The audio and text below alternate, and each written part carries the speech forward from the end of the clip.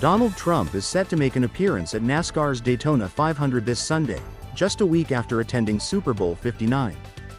The event, often called the Great American Race, kicks off the 2025 NASCAR season and will take place at Daytona International Speedway at 1:30 p.m. ET, airing live on Fox. This won't be Trump's first time at the Daytona 500. Back in 2020, while running for president, he attended as the Grand Marshal, a position that allowed him to deliver the iconic "Start Your Engines" command. At the time, he praised the sport for its display of pure American glory and highlighted the importance of God, family, and country, values he believes NASCAR fans hold dear. Given Trump's strong support among NASCAR's fanbase, his return to the event is likely to generate plenty of attention. Whether you love him or not, there's no denying his ability to command the spotlight. But what does his presence mean for the race itself?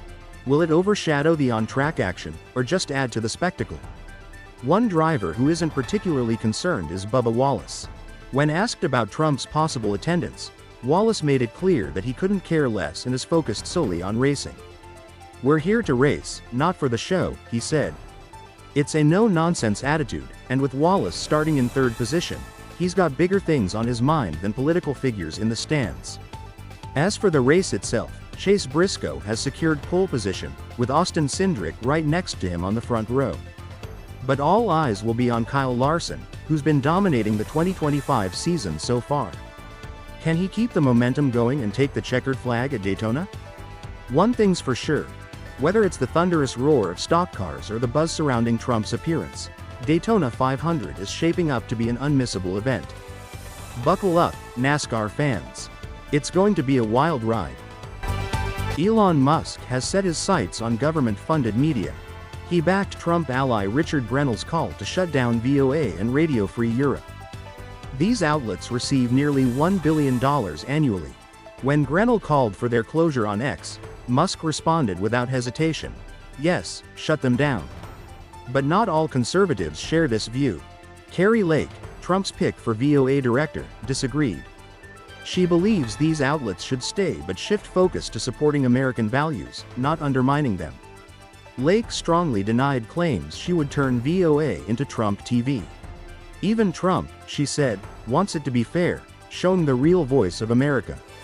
Trump also nominated Brent Bozell, a conservative media watchdog, to lead USAGM, the agency overseeing VOA and other taxpayer-funded broadcasters. With Biden's proposed $950 million budget for these outlets in 2025, Musk's interest in them makes sense. But how much do Americans really know about VOA? Internationally, VOA is huge. It reaches 354 million people weekly in 49 languages. Some say it dwarfs major U.S. radio and TV networks. The real issue? Critics argue VOA often spreads anti-American narratives instead of promoting U.S. values. For many on the left, this is a valuable tool they don't want to lose. VOA started in 1942 during World War II, countering enemy propaganda. Later, Radio Free Europe joined to fight Soviet influence. But things changed over time. In 1994, Bill Clinton signed the International Broadcasting Act, restructuring these outlets.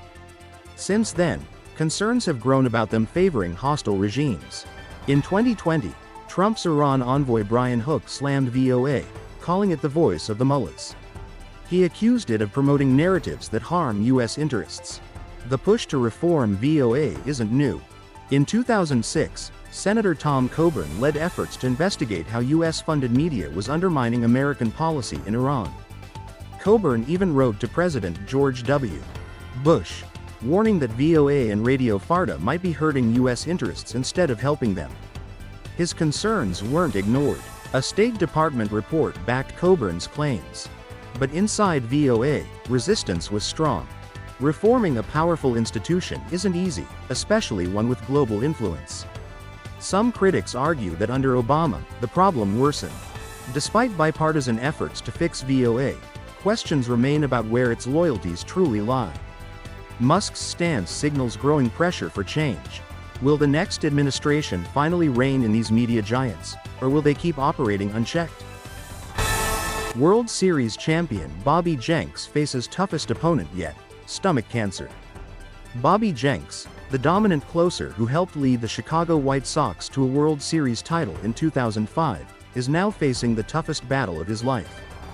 The 43-year-old former MLB pitcher revealed that he is undergoing treatment for stomach cancer.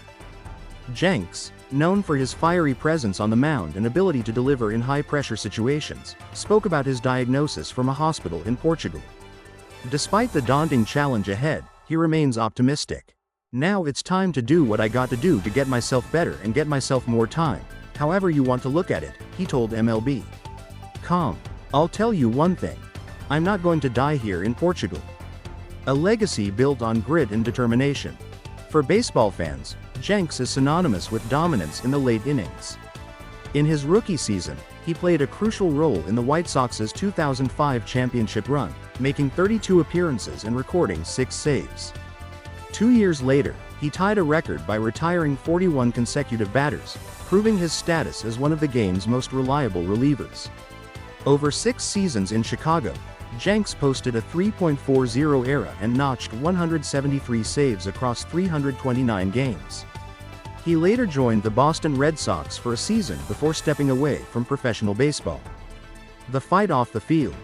Baseball is a game of resilience, and Jenks is no stranger to overcoming adversity. Now, as he faces cancer, he brings the same determination that made him a feared closer in his playing days. His focus? Beating the disease and returning to his current role as manager of the Windy City Thunderbolts, a Frontier League team.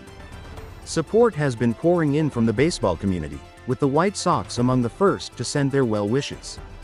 Fans and former teammates have also expressed their support, rallying behind a player known for his grit and heart. A battle worth fighting. Jenks has faced high-stakes moments before, but this one is personal. If history has taught us anything, it's that he thrives under pressure. And while this fight is unlike anything he's encountered before, one thing is certain: Bobby Jenks isn't backing down. The baseball world stands with him, hoping to see him back in the dugout soon, doing what he loves. Stay strong, Bobby, you've got this. The US and Canada faced off in the Four Nations face-off on Saturday night, and things got heated fast. Before the puck even dropped, tensions were already high, thanks to the crowd at Bell Centre in Montreal. As the Star-Spangled Banner played, loud boos echoed through the arena, setting the tone for an intense battle on the ice. U.S. defenseman Zach Werenski wasn't thrilled about it. In fact, he saw it coming. "We knew it was going to happen," he admitted. "It happened last game, it's been happening in the NHL before this, and we knew tonight was going to be the same way. We obviously don't like it. This isn't the first time American teams have faced this kind of reception in Canada. The booing of the U.S. anthem has popped up in the NHL before, especially after political tensions escalated between the two countries. Former U.S. President Donald Trump's trade tariffs on Canada only added fuel to the fire. Though those tariffs have been paused, the tension clearly lingers, and hockey fans aren't afraid to let their voices be heard. The U.S. team didn't let the crowd shake them, though. They had already been booed in their matchup against Finland, which they won 6-1. Werenski acknowledged the challenge but saw it as extra motivation. "It is what it is," he said. "We kind of had an idea. We used it as motivation the best we could and found a way to get a win. But we had an idea going into it, so it wasn't a surprise. Definitely don't like it, though. The game itself was a war zone. Within the first 9 seconds, 3 separate fights broke out. Matthew Tkachuk squared off with Brandon Hagel, his brother Brady took on Sam Bennett, and JT Miller exchanged blows with Colton Parayko. Brady later told ESPN that the fights weren't pre-planned, at least not all of them. Matthew said that he wanted to go first, it just happened and now it's over and done with, he explained. It's right when Matthew found out the starting lineup, he said that he wanted a piece of him. Hagel, on the other hand, didn't seem too surprised. It was a long time coming, he admitted. As for the scoreboard, Canada struck first with a goal from Connor McDavid, but the US responded with Jake Guentzel finding the back of the net. Dylan Larkin gave Team USA the lead in the second period, and Guentzel sealed the deal with an empty netter, securing a 3-1 victory. Despite the win, the anthem boos still left a bitter taste. For Werenski and the US squad, it was just another obstacle to overcome. But it raises a bigger question: How much of this is just hockey rivalry, and how much is deeper national tension spilling onto the ice?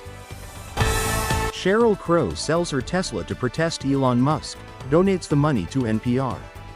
Country music legend Sheryl Crow has made a bold statement. She recently took to Instagram to announce that she had sold her Tesla in protest against Elon Musk and his political ties. Instead of keeping the money, she donated the proceeds to NPR, a move that quickly ignited discussions online. "My parents always said, 'You are who you hang out with.' There comes a time when you have to decide who you are willing to align with. So long, Tesla," Crow wrote in her Instagram post. The message was accompanied by a video of her waving goodbye to her Tesla, making it clear that this wasn't just a casual decision, it was a statement. Crow has been vocal about her political views, particularly her criticisms of former President Donald Trump. Her latest move aligns with the concerns of many Democratic lawmakers and liberal commentators who have taken issue with Musk's role in the Trump administration. As the head of the Department of Government Efficiency DOGE, Musk has been at the center of several controversies. Money donated to NPR, which is under threat by President Musk, in hopes that the truth will continue to find its way to those willing to know the truth, Crow added. Her words suggest that she sees NPR as a key player in keeping the public informed amid growing political tensions. The reaction has been mixed. Some fans applauded her stand, praising her willingness to take action rather than just voice concerns. Others, however, questioned whether selling a Tesla, a company she once supported, was the right way to make a point. Regardless of the debate, Crow's actions have once again put the spotlight on Musk's growing influence in politics. This isn't the first time Crow has made headlines for her political opinions. Back in 2017, during Trump's first term, she openly expressed her hope that he would be impeached. At the time, she described his presidency as nothing but chaos and admitted that the political climate was affecting her personally. "It actually has kept me up at night," she said, emphasizing her concerns about democracy and truth in media. Elon Musk, for his part, has yet to comment directly on Crow's decision. However, he and Trump are scheduled for a high-profile sit-down interview with Fox News host Sean Hannity. The interview, set to air on February 18th, is expected to cover topics including DOGE, Trump's first 100 days back in office, and other major political developments. Given the timing, Crow's protest may very well become a talking point in the discussion. So, was selling her Tesla a powerful political move or just symbolic? Opinions may vary, but one thing is clear: Sheryl Crow isn't afraid to take a stand, and she's making sure people notice.